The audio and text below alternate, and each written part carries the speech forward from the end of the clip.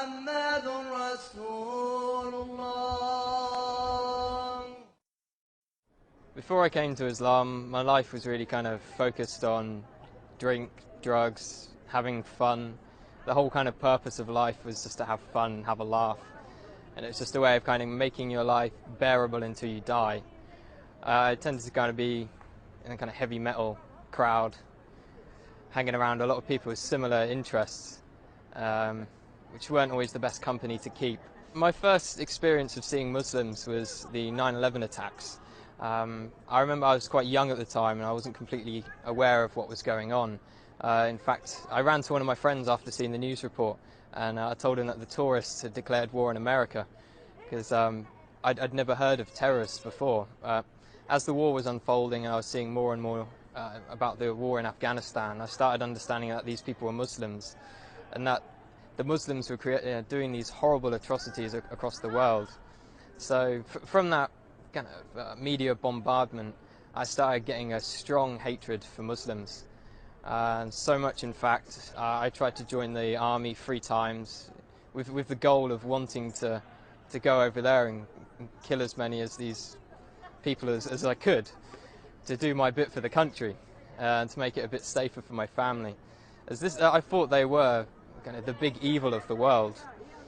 I started hearing a bit more about Islam. It was the last time I was applying for the army. I came across this radio station. It was at a time when I was listening to conspiracy theory radio and things like this. And it was a radio station from the American government called Terror Talk.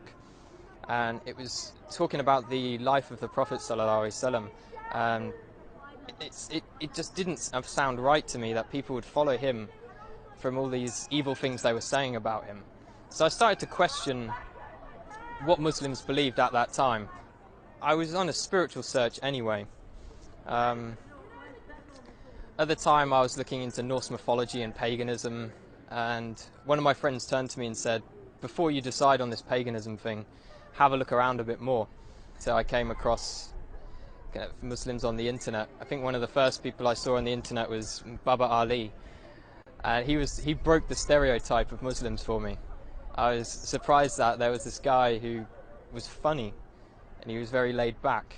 He wasn't with a big beard shouting, kill the kafir and all this kind of stuff. And then I eventually picked up the Quran from my college. When I had it, I actually thought I was picking up a terrorist handbook, and I was a bit worried that MI5 were going to come after me as soon as they saw me take it out of the library. But as soon as I started reading the book, it hit me immediately, and I couldn't stop reading it. It sank deep into my heart.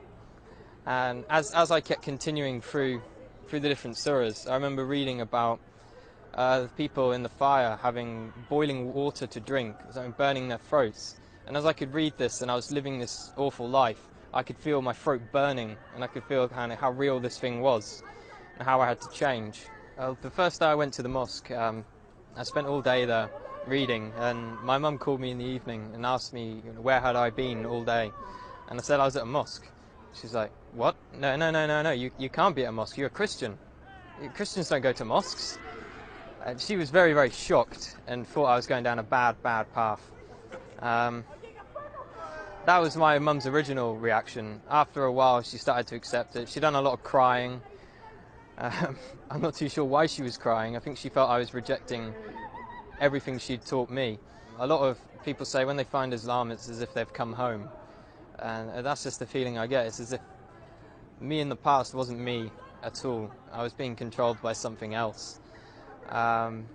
Only good things have happened since I've become Muslim. My life is sorted out, and I've never had so much going on in my life at one time. If I was going to give advice to someone else who is thinking about Islam, I'd definitely tell them to come to the mosque and speak to a man of knowledge, not search the internet for the answers. There are some good things on the internet, but when you don't know anything about Islam, you can't judge what is right and what is wrong. So it's much better to speak to someone, spend time with the Muslims. I spent many weeks in their company, and you get an understanding of who they are and what kind of quality of people they are. Don't be afraid of what your family think. I've had many people, and myself as well, was worried about what my parents would think. And at the end of the day, it's Islam is for you. It's for you. You can just hope the best for your parents will come afterwards.